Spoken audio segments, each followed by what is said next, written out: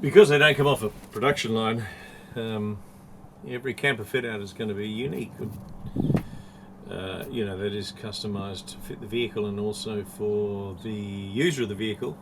In this case, I've customized this because I've got two dogs who are traveling with me. They're my companions. And because I've got the third door, of course, I'm restricted in the amount of space that I've got left in which to build the fit out. A couple of people have asked me about what I've done so far, so I thought I'd just make this video for the build so far. This is built entirely out of pine battens. These are untreated pine battens from Bunnings. They're 45 by 35 from memory, 4.8 meter lengths, and I think I've used about 6, or fewer than 6 probably, so let's say 5 so far, and they're only about $5 or $6 each, so the total cost of the materials in this is probably less than $50. But there are obviously some scraps of ply and stuff like that which I've had as offcuts, and of course it'll be clad too in marine ply, so I think probably closer to $100 once it's done, but I think it's a fairly cheap fit out. It was pretty well built around these 3 batteries which I already had. These are 75 amp hour each, and so the platform was built for that, and then was extended so that I could get things like the oven and the electrics in, but we'll talk about all that a bit more. It's anchored by being bolted to the floor, as in screwed to the floor with roofing screws, as well as screwed to the wall, as in bolted to the wall of the Troopy itself, so it's not going to go anyplace. And as additional, there's also this bracket which you can see here, which is anchored to one of the original third row of seats bracket. So this is pretty structural, so it's not going to go anyplace. The batteries sit on top of this platform, and sitting on top of them is try and move around a bit so we can see it. It's really just a box that's going to be used for holding tools, like things like the socket set and open-end spanners, ring spanners, etc. all fit in.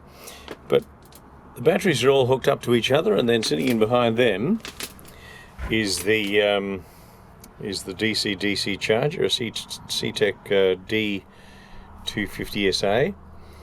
Just directly in behind that, you'll see that this is the shunt for the battery monitor, fuse box. It's all kind of crowded in there, and then there's 2 circuit breakers. You may be able to just see them sitting in there behind the inverter. There's also a negative bus in there as well, and the inverter itself. It's important to maximize the space that you've got when you don't have a lot of it. So what I've done, of course, in building this is made sure that where I've got space that couldn't otherwise be used for anything, I've built little drawers that will fit in. So this one here, for example, has a little lift out top. I can use this for spare electrics and such like, cables, cable terminals, that kind of stuff. This one up here, really I kind of planned that I'd keep things like instruction booklets or leaflets that came with some of the equipment, so that if I ever need to refer to anything I can. And this one to hold the oven trays and maybe tea towel, that kind of stuff, so that you can handle hot thingies.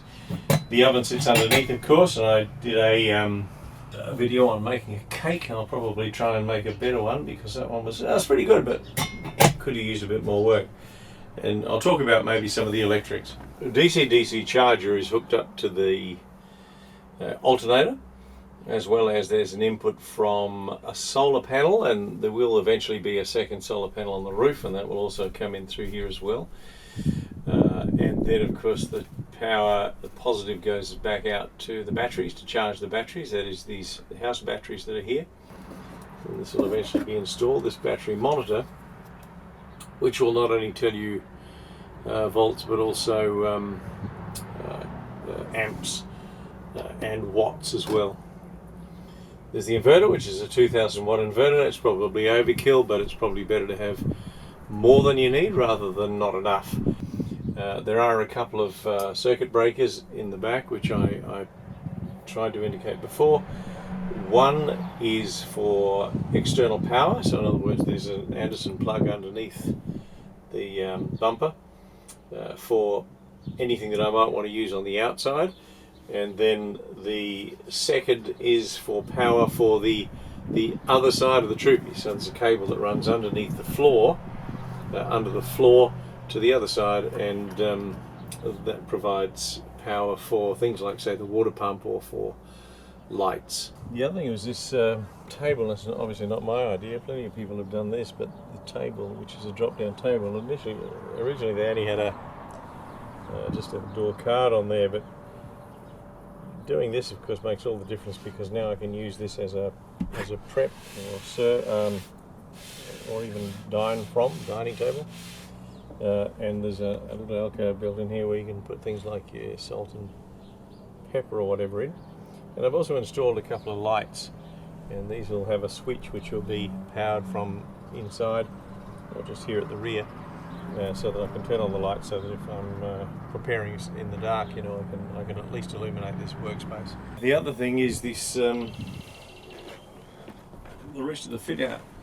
The bed rail here, which is going to be the height of the bed, where I'm sitting, will be a fridge that'll be sitting on slides and can be fully pulled out without being impeded by this door. That's the fit out so far. If you have questions, feel free to put them in the comment box below. But I'll do a second video once I've made some more progress on this side, and possibly even after I put the cladding on here as well.